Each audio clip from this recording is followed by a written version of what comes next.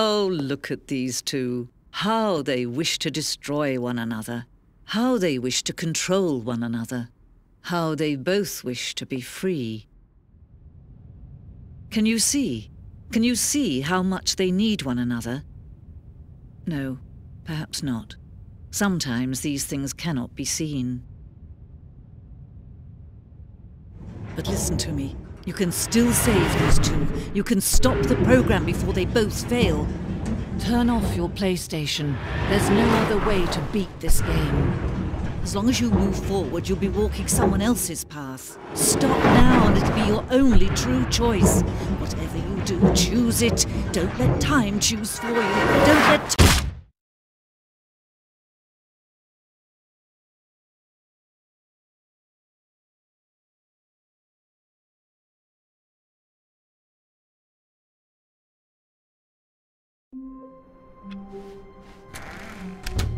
Stanley lifted the bucket into his arms, and a wave of comfort. Stanley clutched the bucket tightly to his chest and entered the door on his left.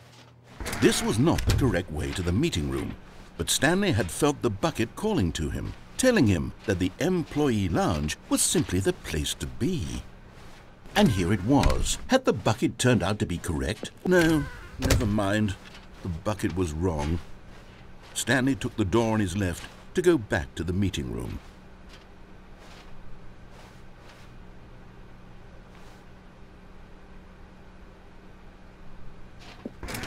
No, said the bucket. don't go to the meeting room. Go somewhere else. The cargo lift, yes. Go there. Go to the cargo lift. Good, Said the bucket. now ride the lift all the way to the top. There's something up there I need you to do. Stanley did not question why or how this bucket was speaking to him. It should have alarmed him, of course, because buckets can't talk. But Stanley chose not to think about this obvious fact. He was firmly convinced that the bucket had spoken to him, and he unthinkingly did whatever the bucket asked.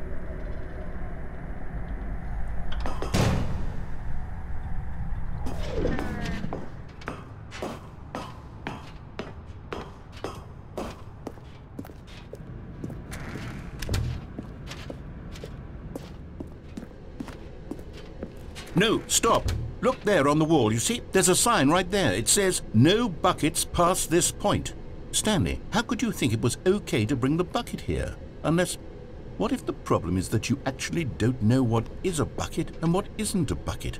I suppose that would explain a lot about your behavior up to this point. Which, if that's true, well, my goodness, I think we have to do something about it.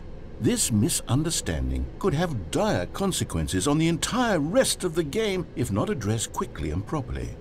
So much of the impact of the story is dependent on your understanding of what is and isn't a bucket. Please, step in here for a moment.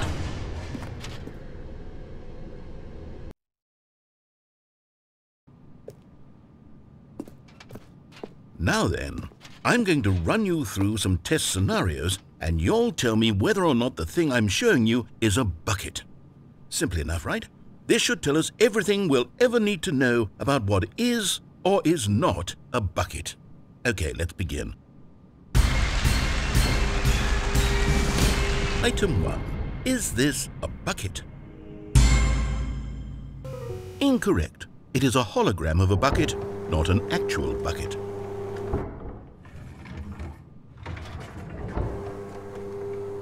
Item 2. Is this a bucket? Incorrect.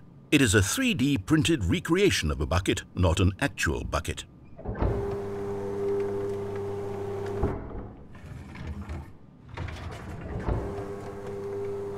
Item 3. Is this a bucket? Correct. This is a bucket.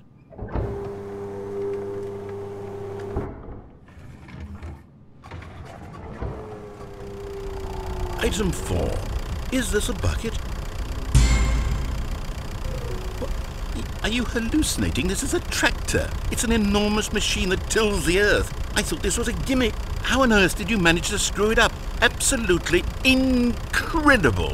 Let's just move on to the next one.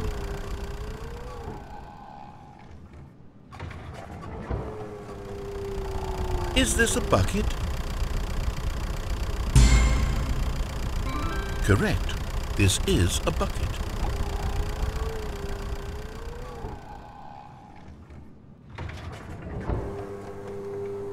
Item 6. Is this a bucket? Trick question. Both. Gotcha.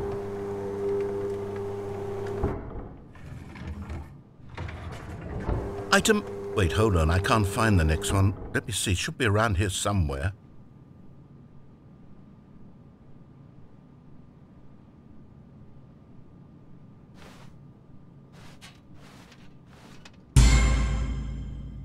Okay, you and I both know there isn't anything here. And I don't appreciate the implication that nothing is a bucket when we both clearly know that a bucket is something, and therefore nothing could possibly be something. Unless, in your twisted mind, have you somehow convinced yourself that a bucket is nothing? Answer me straight, Stanley. Do you believe that nothing is a bucket? You know what? I'm too confused to even sort it out. I've lost all sense of perspective. What is a bucket? What isn't a bucket? Mere moments ago I could answer these questions with confidence, and yet now I'm somewhat adrift. Do any of us know what a bucket is? Am I a bucket? Stanley, I can't keep doing this. I'm losing myself, and myself was all I ever had to begin with. I'm afraid the bucket is threatening to tear our relationship apart. I can't have that. I'm sorry, but I'm going to erase all buckets from the game entirely. Okay, here we go.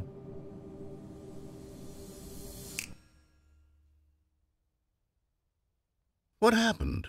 Is everything gone? Why did everything disappear? Wait, was everything a bucket? Every single thing in the game was a bucket? Oh my God, I had no idea. How could... except me. I'm not a bucket after all. And you, Stanley, you're still here. You're not a bucket either. Oh, this is wonderful news. We're not buckets. Yes, I actually feel much more at ease right now. It's delightful to get some clarity on that issue, but it doesn't change the fact that we haven't got a game. So, tell you what, I'll reset everything and we'll put back all of the buckets, okay? And we'll know that it's all a bucket. But if you run into anyone else, maybe don't mention that. Who knows what that information might do to a person? All right, here we go.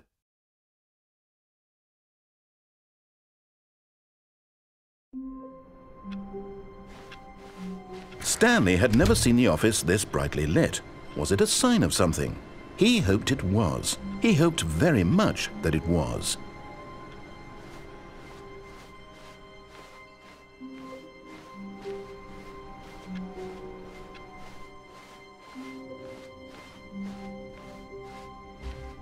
When Stanley came to a set of 2 open doors, he entered the door on his left.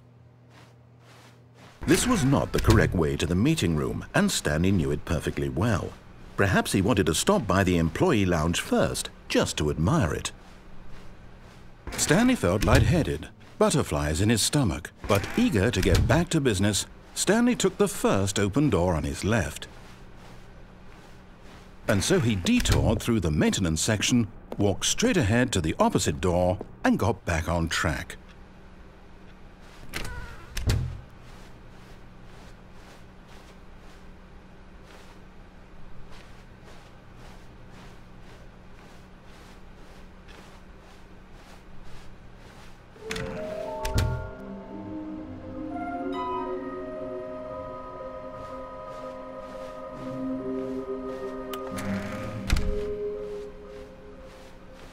Coming to a staircase, Stanley walked upstairs to his boss's office.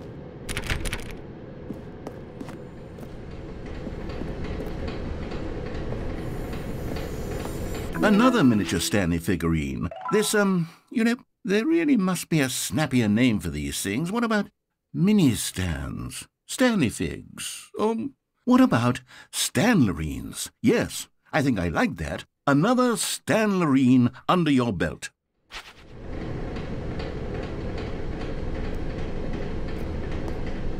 But Stanley just couldn't do it. He considered the possibility of facing his boss. Admitting he had left his post during work hours, he might be fired for that.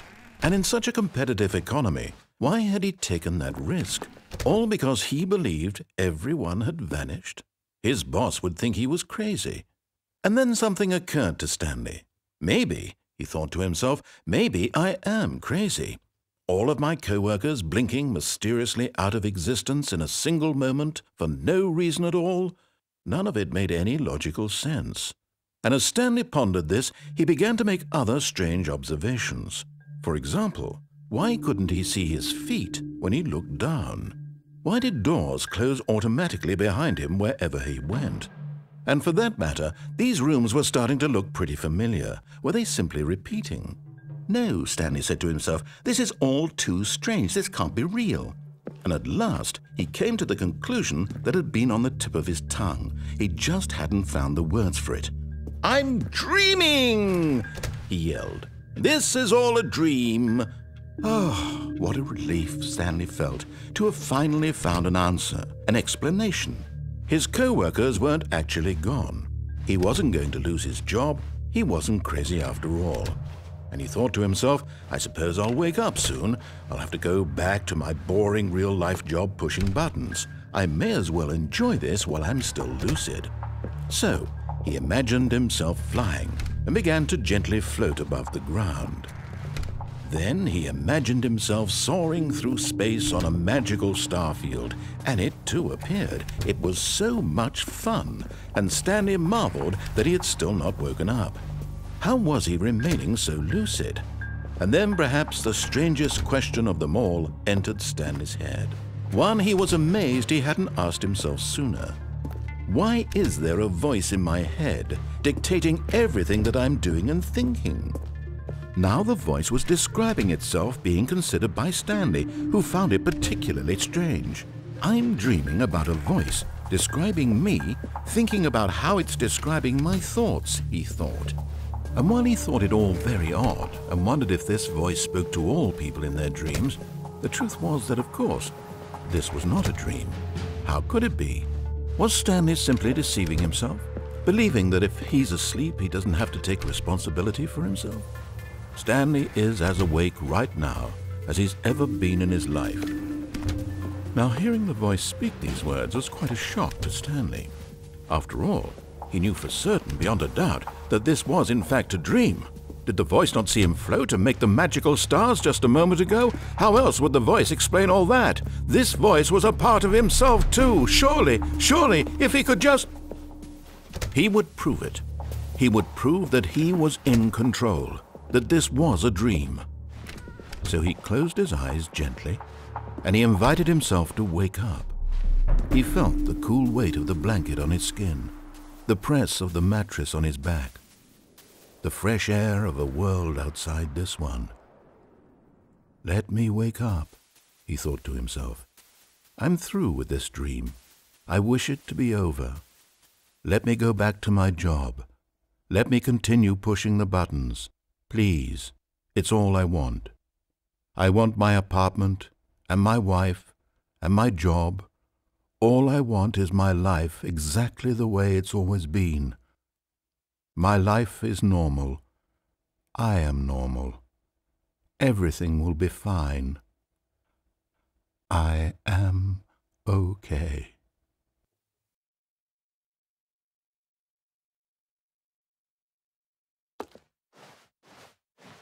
Stanley began screaming.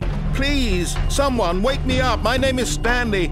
I have a boss. I have an office. I am real. Please, just someone tell me I am real. I must be real. I must be. Can anyone hear my voice? Who am I? Who am I? And everything went black.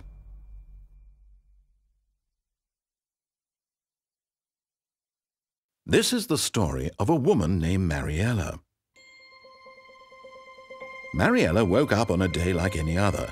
She arose, got dressed, gathered her belongings, and walked to her place of work. But on this particular day, her walk was interrupted by the body of a man who had stumbled through town talking and screaming to himself, and then collapsed dead on the sidewalk. And although she would soon turn to go call for an ambulance, for just a few brief moments she considered the strange man. He was obviously crazy. This much she knew. Everyone knows what crazy people look like. And in that moment, she thought to herself how lucky she was to be normal. I am sane. I am in control of my mind. I know what is real and what isn't. It was comforting to think this, and in a certain way, seeing this man made her feel better. But then she remembered the meeting she had scheduled for that day, the very important people whose impressions of her would affect her career, and by extension, the rest of her life. She had no time for this, so it was only a moment that she stood there, staring down at the body. And then she turned and ran.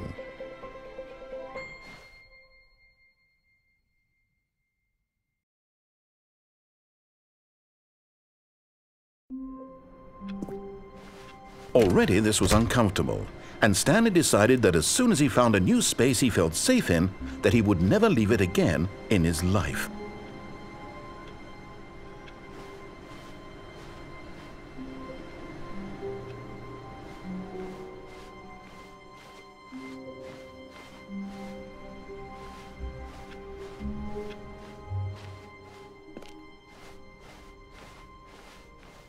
When Stanley came to a set of 2 open doors, he entered the door on his left. This was not the correct way to the meeting room, and Stanley knew it perfectly well. Perhaps he wanted to stop by the employee lounge first, just to admire it. The lounge was grand, majestic, perhaps, but eager to get back to business, Stanley took the first open door on his left. Stanley was so bad at following directions, it's incredible he wasn't fired years ago.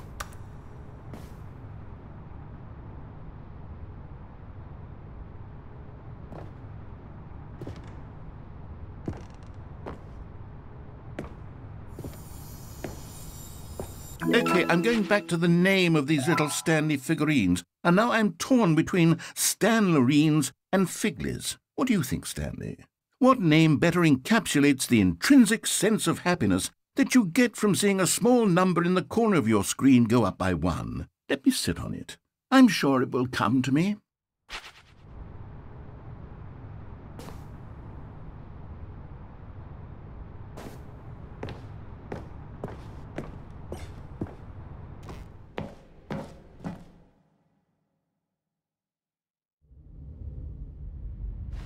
Stanley had now gotten himself so far off the beaten path that it seemed the office had begun. So far off the beaten path that it seemed the office had begun. So far off the beaten path that it seemed the office had begun. So far off the beaten path that it seemed the office had begun. So far off the beaten path that it seemed the office had begun. So far off. You didn't think I was actually just a recording, did you? What a silly and trite explanation that would be. All the back and forth between you and me, all the absurd adventures we've been through, and it all turns out I'm just a tape recording? It was all just in Stanley's head. I bet that's the kind of twist you think is revelatory. I bet each and every time you watch a movie where it turns out all to be in the main character's imagination, you must absolutely bolt off the couch in pure shock at the phenomenal and intricate storytelling. It must be so simple to be you. Life being an unending waterfall of surprises and delights. How much more exciting you must find the world than the rest of us do. Now I've become sad. Look what you've done to me. This is all your fault.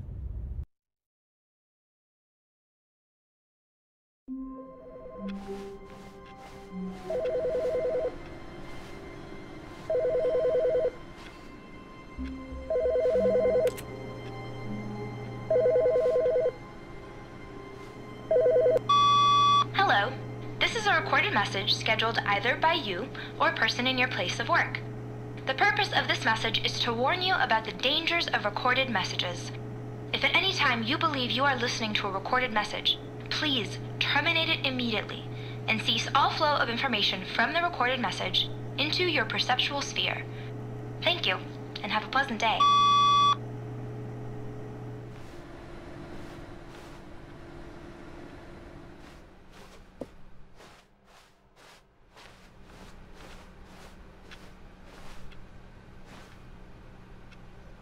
The confusion and the chaos all seemed to melt away as Stanley embraced the bucket.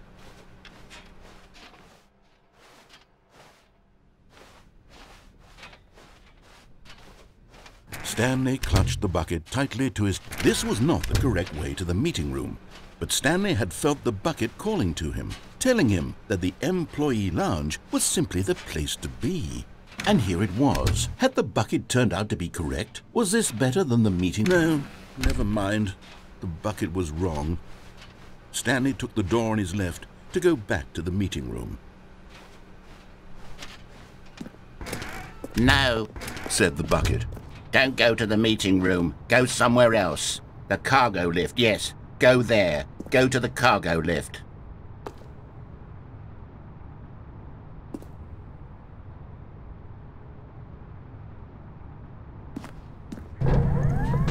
Good, Said the bucket. now ride the lift all the way to the top. There's something up there I need you to do. Stanley did not question why or how this bucket was speaking to him.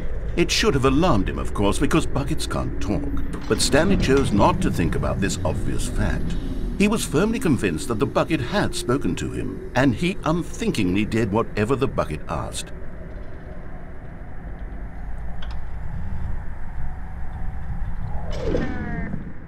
In here. Said the bucket. Go into this dark room over here. Stanley once again obeyed blindly.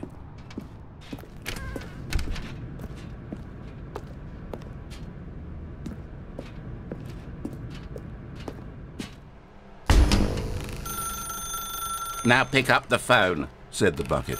Pick up the phone and it will take us back home, where we can go about life together. Whoa, hold on. Why did you unplug the phone? Were you trying to resist the bucket's orders? Stanley, I was joking. Obviously, the bucket isn't talking to you and telling you to do things. Buckets can't talk. It was a joke. Don't you get the joke? It's funny, Stanley. A talking bucket. Can't you see? Oh, goodness. I must have really bungled up the delivery if you actually took me seriously. Where did I mess up the joke? Should I have paused for longer or spoken quicker? Comedic timing is so difficult. I wish I were better at it. But there isn't exactly an instructional video on comedy that one can watch to fully... Oh, wait, yes, there is. It's sitting right here. Let's take a look. What is comedic timing? What is comedic timing? How does it work? How long should it last? How can it be used to effectively silence your political enemies? And more importantly, can it be taught in its entirety within 90 seconds? Thankfully, the answer to all of these questions is yes. Let's dive deeper.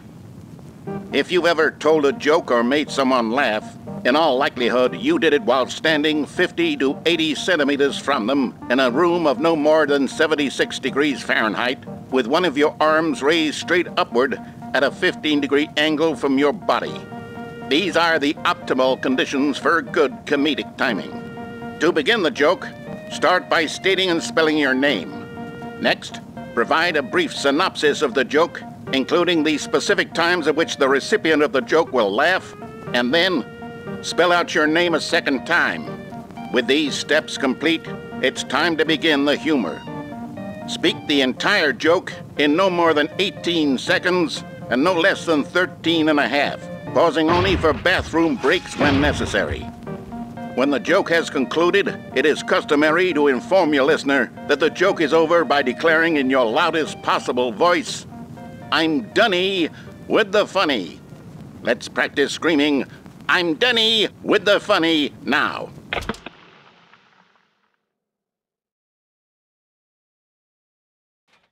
Good.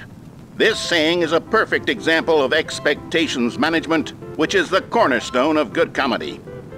Finally, it's time to hand out surveys. Collecting hard data from your audience on how rapt they were throughout the joke is the only way to grow or learn as a comedian. An effective survey should be no less than 10 pages long and should include the same question reprinted several times, just to ensure the survey taker is actually paying attention and not simply filling in answers at random. And that's all there is. With these strategies at your disposal, you'll have audiences doubled over in laughter and even tripled over in laughter in no time at all. Just remember to let them stop laughing at some point, you gut-busting little scamp. After all, with each of us needed on the front lines of the war to fight the 12-legged invader who threaten our very existence, and who very likely die in a hailstorm of bullets and mandibles. All of us must be prepared to give our lives to this noble cause, just as our children must do after us, and their children after them. Godspeed, and may Earth reign supreme. Hey, goodness, this video is a little outdated, isn't it? Well, no matter. I think the fundamentals of proper comedic timing are still as relevant today as they were back then. So with that in mind, I believe the only way forward is for us to return to the two doors and walk through all of this again, so I can try telling my story with more appropriate comedic delivery. Come along, let's head back.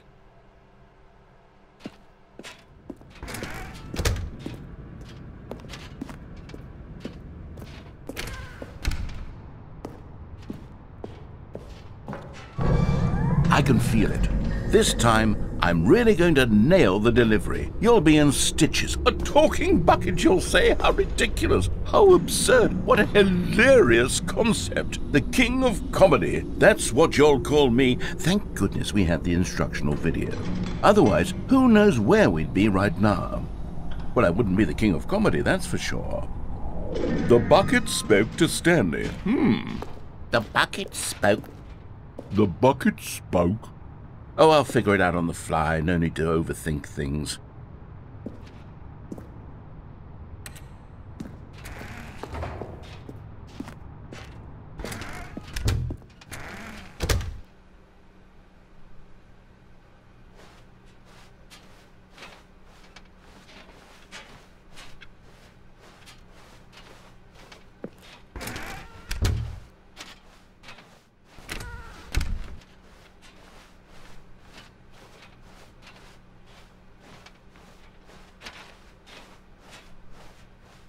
Here we go. You ready? When Stanley and the bucket came to a set of two open doors, they entered the door on the left.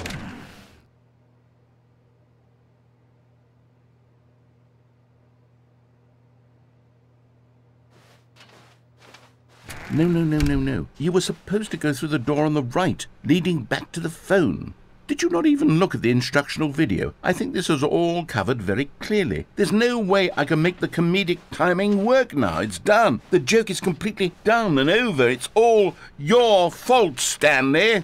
I'm going to be ridiculed in the community of other joke writers. I'm going to be shamed at every one of our meetings from now on. All because you couldn't watch a simple video and take a hint. Are you proud of yourself for bringing me down, Stanley? Are you proud? Here we go. You ready? When Stanley and the bucket came to a set of two open doors, they entered the door on the left.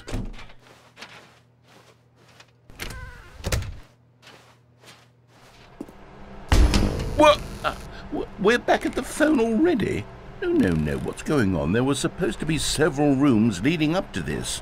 There was supposed to be a build-up to this point, a dramatic display of remarkable comedic wit which culminates in this scene with the phone. But now the timing's completely off. The joke will never land. Well, not the way it was meant to. And it's all my fault. I must have forgotten that the phone room comes immediately after the two doors room. What an egregious mistake. I've made a fool of myself. I don't deserve the title of King of Comedy. I'm nothing. I'm not even the lowliest joke-telling whelp. I think I need to go back and rewatch that instructional video again. Yes, surely that will help me improve my... Stanley, you love the bucket so much it's like you... it's as though all of your other most prized possessions pale in comparison. Yes. Well, let me try that again, Stanley. I heard that you are pale with shame over how unabashedly in love with a bucket you are. No? Still not? Is it the delivery? Pale with shame. Pale with shame? Pale... What's another word to describe a bucket? Stanley, this bucket is so metal. I think I saw it playing guitar. No. We're getting away from making fun of Stanley's obsession with the bucket, which was the whole point of this. I'm no good at these jokes. I need more instructional videos. That's exactly what it is. That's what will make me the king of comedy again. More instructional videos. Let's see. Let's see.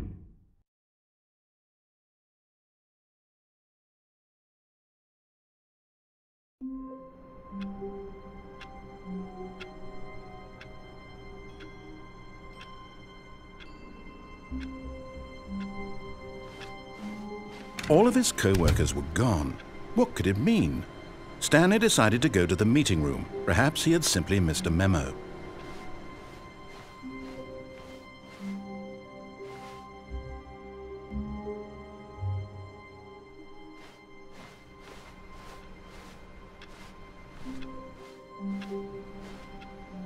Warmth spread through Stanley's arms.